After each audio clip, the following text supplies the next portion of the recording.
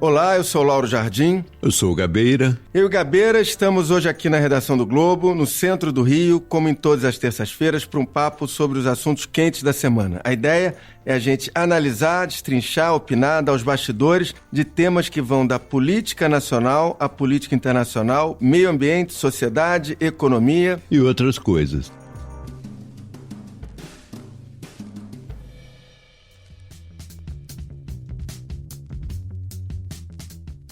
Lauro Gabeira está disponível a partir das 5h30 da tarde, das terças-feiras, no site do Jornal o Globo, no Spotify, no iTunes ou na sua plataforma preferida de áudio. Hoje, eu e o Gabeira vamos conversar sobre 3 assuntos. A gente vai começar falando do coronavírus, da decisão do governo Bolsonaro de repatriar os brasileiros que estão em Wuhan e de como o governo brasileiro está lidando com a epidemia. Vamos discutir também a crise, mais uma, que fez mais um ministro do governo Bolsonaro balançar na semana passada, o segundo homem da Casa Civil, Vicente Santini, fez uma espécie de voo da alegria num avião da FAB entre Davos e Nova Delhi, foi demitido e a crise fez o chefe da Casa Civil, Onyx Lorenzoni, antecipar a volta dele das férias. E, finalmente, temos um terceiro assunto. Regina Duarte, que já disse o esperado sim ao presidente Bolsonaro, ainda nem assumiu a Secretaria de Cultura e já tem que lidar com os primeiros tropeços. Gabeira, vamos começar pela epidemia do coronavírus, que já matou, nessa manhã de terça, quando a gente está gravando, 426 pessoas na China e uma nas Filipinas, fora os quase 20 mil contaminados. O governo brasileiro, felizmente, mudou com rapidez as ações sobre o tema, porque na sexta-feira passada, o presidente Bolsonaro parecia conformado quando deu uma entrevista, dizendo que a lei não permitia repatriar os brasileiros que vivem em Wuhan e queriam voltar. Nós não temos uma lei de quarentena. Ao trazer brasileiros para cá, é a nossa ideia, obviamente, colocar no local para quarentena, mas qualquer ação judicial tira de lá. E daí seria uma irresponsabilidade, porque se lá temos algumas dezenas de vidas, aqui nós temos 210 milhões de brasileiros. Ele esqueceu que os governos podem mudar as leis, enviar MPs, projetos de leis para o Congresso e, no final das contas, o governo vai enviar essa semana um projeto de lei regulamentando a quarentena e trazer de volta os 40 brasileiros que estão lá. Bom, me parece, Gabeira, que o governo está se saindo bem dessa história. Quem está se saindo bem, na verdade, é o ministro Mandetta. Ele está passando segurança nas entrevistas que tem dado. O nosso sistema de saúde já lidou com a SARS, já lidou com H1N1, já lidamos com outra em 2014. Não é um sistema que está sendo preparado agora. Nós temos os planos de contingência. O que nós vamos fazer é atualizar, colocar eles todos nos seus devidos patamares, já que todo o protocolo já é definido e já é de conhecimento de todas as equipes dos estados e municípios. Sem pirotecnia de outros tantos ministros, definitivamente, eu acho que ele não joga no mesmo time no governo de que estão os ministros Weintraub, Ernesto Araújo e Ricardo Salles. Ele sempre foi considerado um ministro de qualidade. Inclusive, eu tive a oportunidade de entrevistá-lo, não cheguei a publicar, sobre os projetos dele. Me parece realmente uma pessoa interessada nisso. Quando o Bolsonaro disse que não traria os brasileiros, ele se baseou em 2 argumentos. Sim. Um deles ele mencionou rapidamente, que era o preço. Ele chegou a falar em R$500 mil, se não me engano. O outro era a inexistência de uma lei, porque ele tinha medo de colocar as pessoas em quarentena e um juiz determinado libertá-las da quarentena. O que eu acho muito improvável.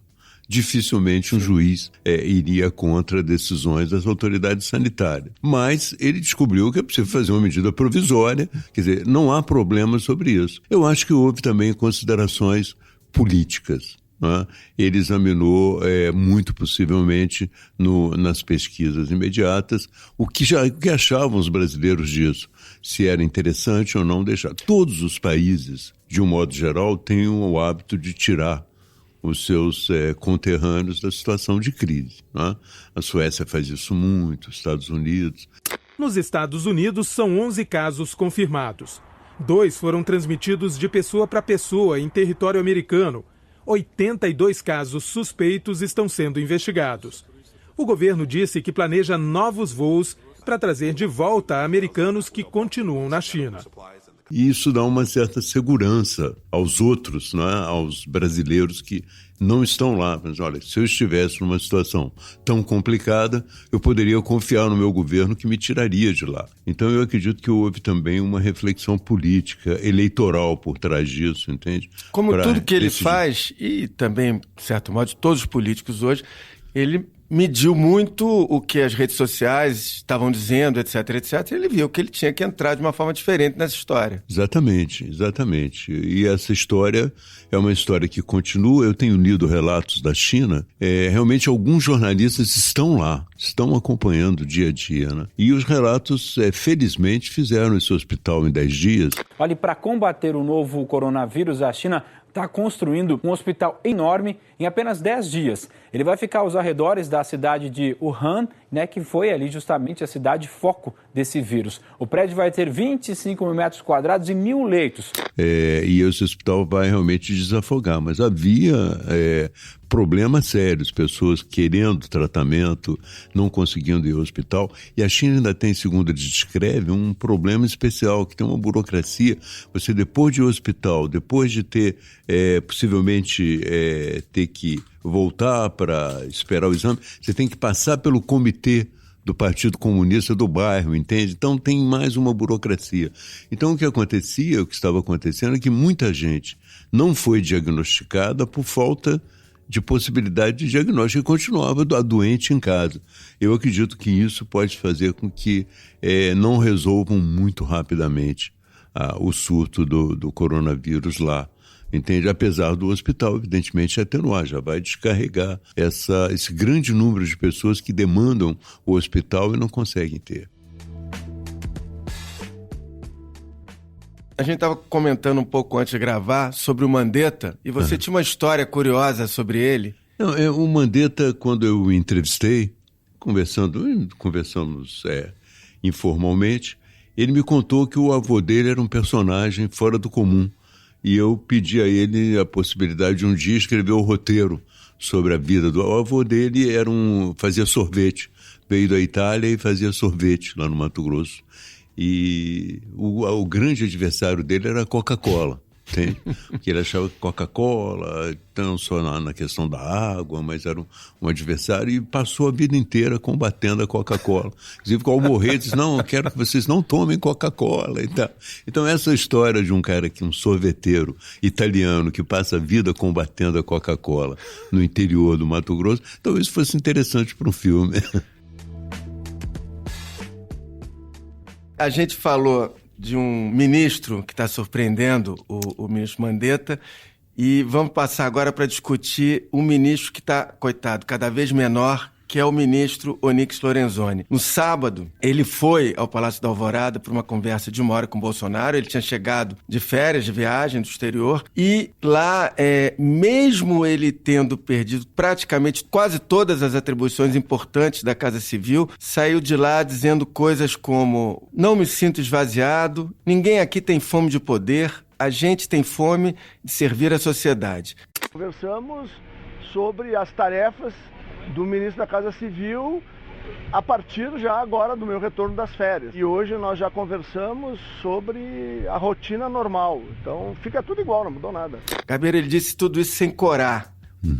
O Onyx não é o primeiro político a dizer coisas assim, agir dessa maneira, mas mostra uma incrível capacidade que eles têm de assimilar os golpes para exatamente se manter nos cargos. Exato. O Onyx sempre foi um deputado combativo, do Rio Grande do Sul, um deputado, mas que tinha uma carreira bastante limitada ali no Congresso, né? Ele era um deputado que aparecia em algumas CPIs, ele se saía muito bem, era combativo, mas certamente esse fato dele ter sido leal ao Bolsonaro e ter o apoiado desde o princípio o capacitou a participar do governo, e ele, evidentemente, que vai querer continuar nesse caminho é muito melhor do que voltar à Câmara dos Deputados e ser mais um deputado. Agora, eu tenho a impressão, isso é só uma impressão, de que um dos aspectos do programa do Bolsonaro, que não foi desenvolvido à altura e que estava parcialmente na mão dele, é a questão da privatização. Sim. E havia uma certa inquietação, segundo eu leio, do próprio Bolsonaro e também do Paulo Guedes, em torno do ritmo das privatizações. Então, esse aspecto, que era importantíssimo, foi retirado dele.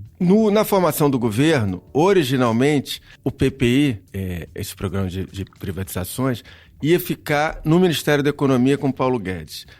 Lá pelas tantas, chegou à conclusão, o Bolsonaro, que o ministério do Paulo Guedes já era, e de fato era, um superministério, agregando antigos 7 ministérios que ficaram embaixo do Ministério da Economia, e que era bom dividir um pouco esse poder. E manteve na Casa Civil a PPI, porque no governo Temer o PPI estava na Casa Civil. O Paulo Guedes, até onde eu sei, não gostou, mas resolveu não brigar por isso, porque ele já tinha coisa demais e ia aparecer a tal da fome de poder. Então ele deixou. O fato é que nesse ano, 2019, em que a Casa Civil teve à frente do PPI, as reclamações foram muitas. Burocracia que não andava, que não tinha gente para fazer andar, etc, etc, etc. O Bolsonaro, o primeiro deles. E agora talvez tenha sido uma oportunidade de recolocar essas coisas, sem o Onyx poder reclamar. Isso é verdade. Saiu das mãos dele a privatização, saiu, como você mesmo lembrou,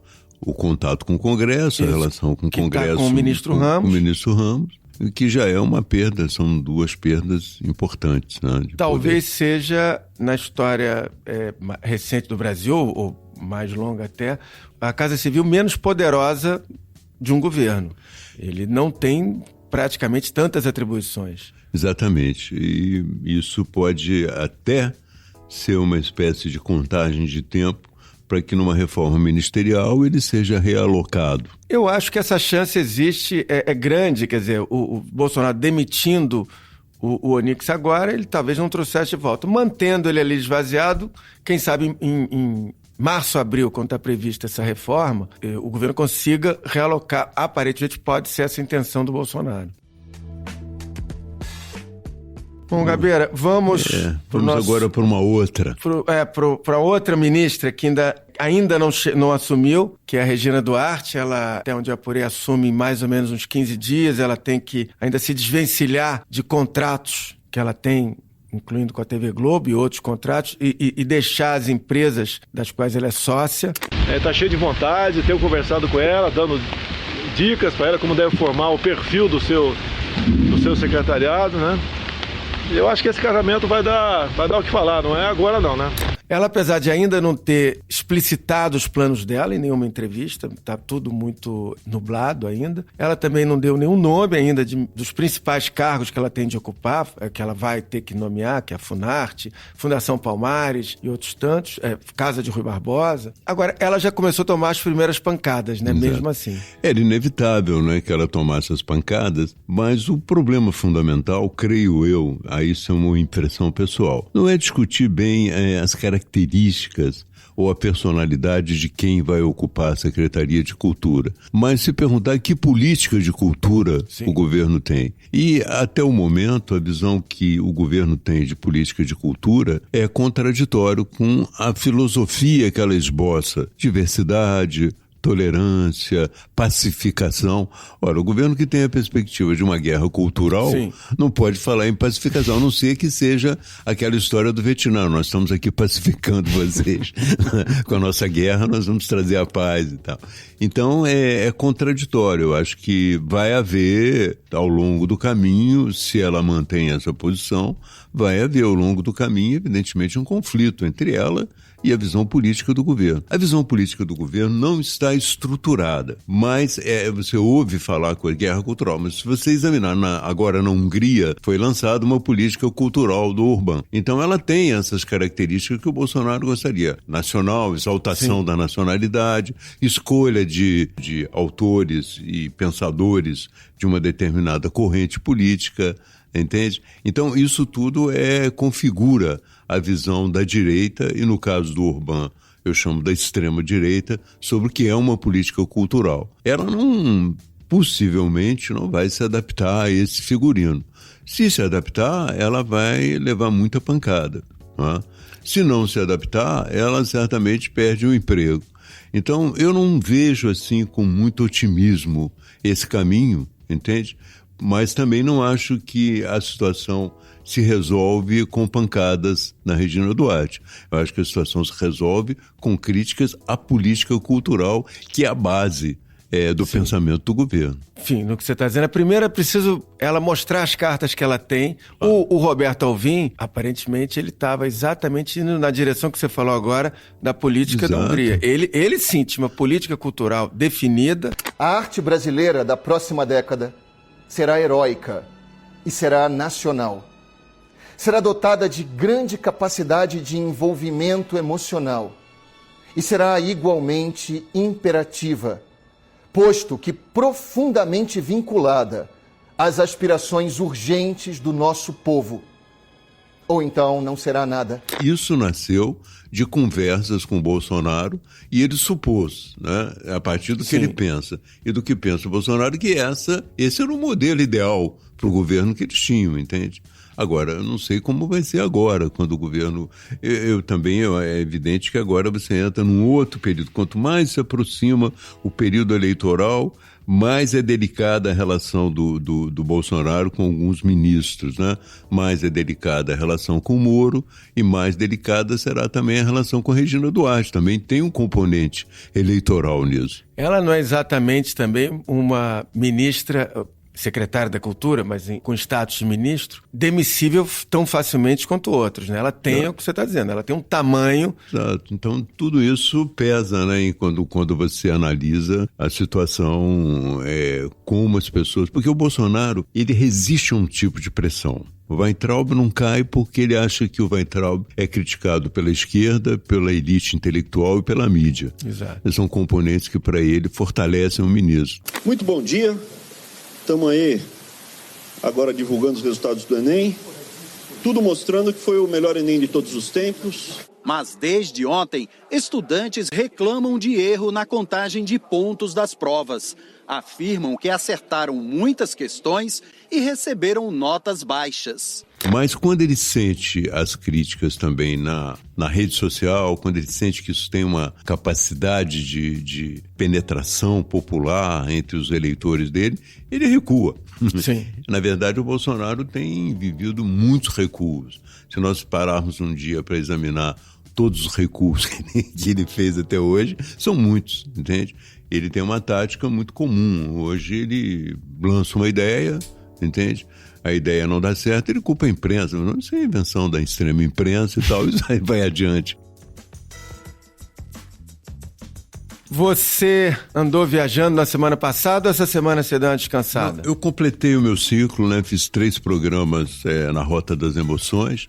Fiz Jericoacoara, depois fiz o Delta do Parnaíba, que é muito bonito.